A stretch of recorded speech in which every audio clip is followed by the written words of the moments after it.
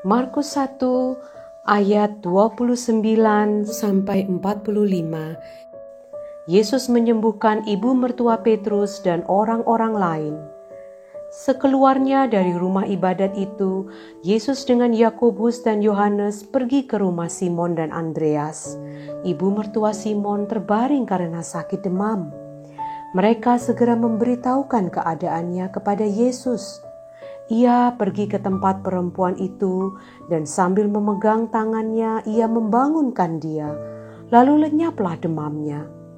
Kemudian perempuan itu melayani mereka.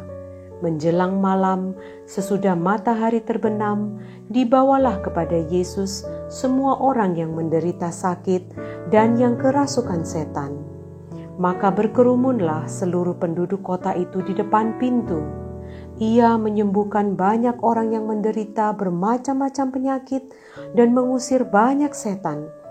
Ia tidak memperbolehkan setan-setan itu berbicara, sebab mereka mengenal Dia.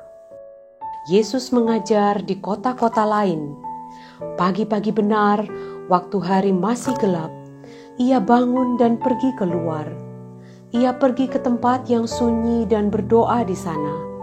Tetapi Simon dan kawan-kawannya menyusul Dia. Waktu menemukan Dia, mereka berkata, "Semua orang mencari Engkau." Jawabnya, "Marilah kita pergi ke tempat lain, ke kota-kota yang berdekatan, supaya di sana juga aku memberitakan Injil, karena untuk itu aku telah datang." Lalu pergilah ia ke seluruh Galilea dan memberitakan Injil dalam rumah-rumah ibadat mereka dan mengusir setan-setan. Yesus menyembuhkan seorang yang sakit kusta. Seorang yang sakit kusta datang kepada Yesus dan sambil berlutut di hadapannya, ia memohon bantuannya. Katanya, "Kalau Engkau mau, Engkau dapat mentahirkan aku." Maka tergeraklah hatinya oleh belas kasihan.